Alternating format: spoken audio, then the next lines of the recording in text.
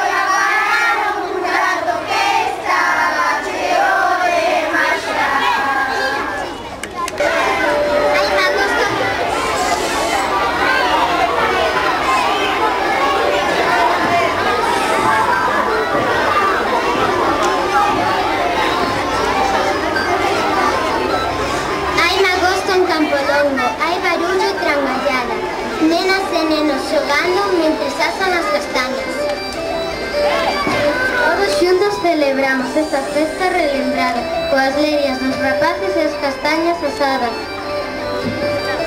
Xa estamos no outono, cae a folla sen parar, preparamos o Magosto e todos xuntos a xantar. Choivan impreboada, impedirá no Magosto comer castañas asadas como se fose agosto. A novembro xa chegamos, os ourizos xa caeron, as castañas disfrutamos, pois moitos delas comeron. Facemos a castañada no colexio Campolongo, se tardas queda sen nada. Queres un cornete longo? No colexio Campolongo asamos ricas castañas para facer o Magosto o martes pola mañá. O Magosto xa chegou ao patio da nosa escola. Temos xogos de castañas, tamén temos merendora. Xa chegou noso Magosto. Canto podemos xogar? Come castañas con nós, que ben o imos pasar. As castañas asadiñas os nenos os meterán dentro do seu cartucho e despois as comerán. No Magosto nos cantamos e as castañas comeremos. Xogamos a moitos xogos e que ben o pasaremos. Castañeiras coloridas, aceitados de castañas, nestes tempos outonizos todos imos apañadas. Este outono de tronada, imos todos a callar, un Magosto castañada que será para lembrar. Se ti queres vir a festa, non olvides un momento, moitas castañas na cesta e o fume vai que do vento. Con ledicia e con humor, para tomar as castañas e pintarnos con carbón, ay elelo, ay elalo. Neste día de outono todos imos disfrutar.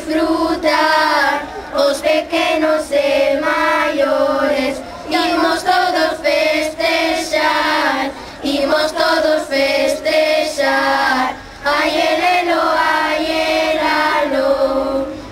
Ven connosco ao agosto, ven connos imos xogar, a pisar as follas secas, e cantigas entoar, e cantigas entoar, ai elelo, ai elalo.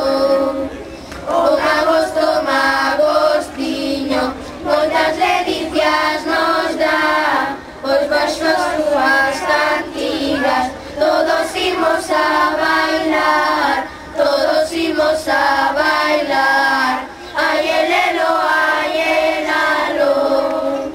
Ven connosco ao magosto, ven connos imos xantar, as deliciosas castañas, que contigo has de levar, que contigo has de levar, ai elelo, ai elalo. No magosto, magostiño, todos imos a xogar, os xogos tradicionais, que nos gusta disfrutar, que nos gusta disfrutar, ai elelo, ai elalo. Cegos. Os cegos foron un colectivo de músicos ambulantes que percorreron tradicionalmente os camiños de Galicia co seu violín, acordeón ou zanfona, cantándolle a xente as súas coplas por feiras e festas, ás veces acompañados dun lazarillo que tocaba pandeireta. Nos seus cantares, o cego contaba historias de todo tipo, dende sucesos que aconteceran nas aldeas veciñas, como historias pintorescas, pícaras, de enfrontamentos de sexos, casamentos ridículos, burlas desenvergoñadas e denuncia de injusticias, caciquismo, servidume, emigración, servicio militar, romances tradicionais ata sucesos que acontecían nas cortes reais. En moitas ocasións, mentres que cantaba o amo, o acompañante ia sinalando un cartelón as escenas do argumento que estaban pintadas nel, a modo de cómic. As coplas estaban impresas en follas de cor, cheas de erros ortográficos, con moitos fallos de metro e rima, e trocábanse por unha cadena ou patacón ao rematar a actuación, porque os teos vivían delas e das esmolas que recollían.